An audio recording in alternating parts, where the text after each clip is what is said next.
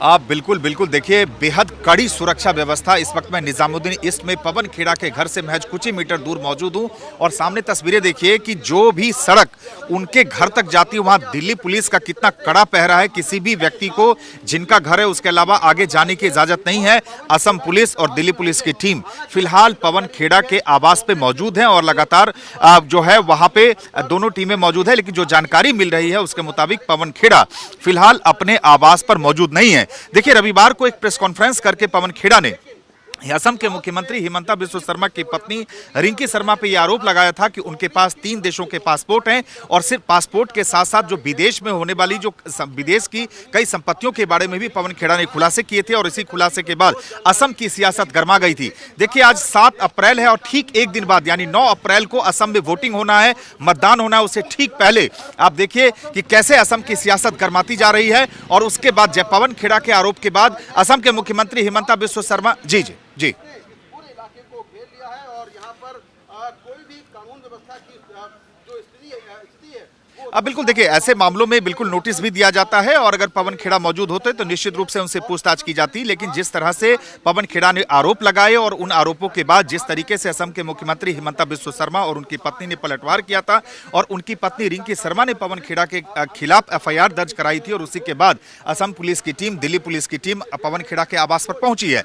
लेकिन जो जानकारी मिल रही है उसके मुताबिक पवन खेड़ा आवास पे नहीं है, लेकिन निश्चित रूप से पुलिस नोटिस सर्व करेगी। लेकिन अगर आप देखें तो असम की सियासत के लिहाज से यह घटनाक्रम बेहद महत्वपूर्ण है, क्योंकि ठीक एक दिन बाद यानी 9 अप्रैल को असम में वोटिंग है और उससे ठीक पहले यह एक्शन हो रहा है। रविवार को ही प्रेस कॉन्फ्रेंस करके पवन खेड़ा ने आरोप लगाए थे और उन आरोपों के बाद जिस तरह से असम के मुख्यमंत्री हिमंता बिस्वा शर्मा और उनकी पत्नी ने पलटवार किया था, उसके बाद इस बात की अंदेशा थी कि इस तरह का एक्शन हो सकता है, इस तरह की कार्रवाई हो सकती है। और देखिए कितनी कड़ी सुरक्षा, मैं बता दूं कि मैं जिस जगह पे खड़ा हूं यहां से कुछ ही मीटर दूर उनका घर है पवन खेड़ा का, लेकिन जितने भी एंट्रेंस यानी जितने भी रास्ते पवन खेड़ा के घर के पास जाते हैं उन रास्तों पर दिल्ली पुलिस की जबरदस्त नाकेबंदी है। आप सामने तस्वीरों में देखें कि रास्ते के साथ साथ ये तमाम पुलिसकर्मी तैनात है। हम लोगों को भी यहां से आगे जाने की इजाजत नहीं है। यानी कड़ी सुरक्षा के बीच असम पुलिस की टीम और दिल्ली पुलिस की टीम फिलहाल इस वक्त निजामुद्दीन ईस्ट में कांग्रेस के मीडिया और पब्लिसिटी डिपार्टमेंट के चेयरमैन पवन खेड़ा के आवास पे मौजूद हैं और अभी फिलहाल देखिए यहां पे और यहां चारों ओर यानी एक तरीके से पूरे इलाके को कॉर्डन ऑफ कर दिया गया, यानी कोई भी व्यक्ति पवन खेड़ा के आवास तक नहीं पहुंच सकता है। इस तरह की सुरक्षा व्यवस्था की गई है। 9 अप्रैल को असम में वोटिंग होना है और उससे ठीक पहले आप देख सकते हैं किस तरह से रविवार को जिस तरह से पवन खेड़ा ने आरोप लगाए और उन आरोपों के बाद पहले एफआईआर दर्ज हुआ और अब पुलिस की कार्रवाई भी फिलहाल यहां चल रही है। अब मुझे लगता है कि थोड़ी देर में देखिए प्रतिक्रिया आनी भी शुरू हो जाएगी। लेकिन असम की सियासत को लेकर देखें तो पिछले कुछ दिनों में जबरदस्त आरोप प्रत्यारोप देखने को मिले हैं। कांग्रेस की तरफ से भी कई आरोप लगाए गए हैं। उसके बाद हिमंता बिस्वा शर्मा ने पलटवार किया था और उन्होंने यहां तक कह दिया था कि पवन खेड़ा को वो पवन पेड़ा बना देंगे। तो अब देखिए कि आगे किस तरह से इन्वेस्टिगेशन आगे बढ़ता है। लेकिन फिलहाल इस वक्त दिल्ली में भी असम की सियासत दिल्ली तक पहुंच गई और दिल्ली में भी आप देख सकते हैं कि किस तरह से फिलहाल कड़ी सुरक्षा के बीच दोनों राज्यों की पुलिस की टीम पवन खेड़ा के आवास पर मौजूद है। जी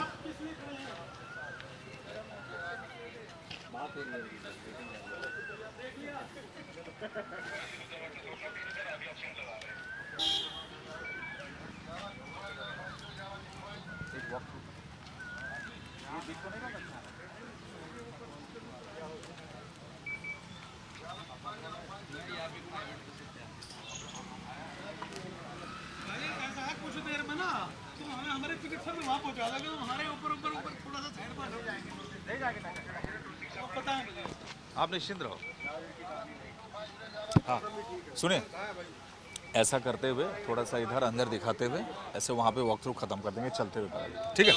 हाँ हाँ, ये मैं काट दे रहा हूँ, रुको, ये डिस्टर्ब हो रहा हूँ।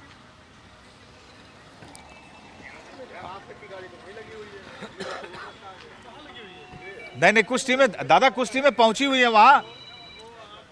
हम उस गेट से गए थे लेकिन जाने नहीं दिया।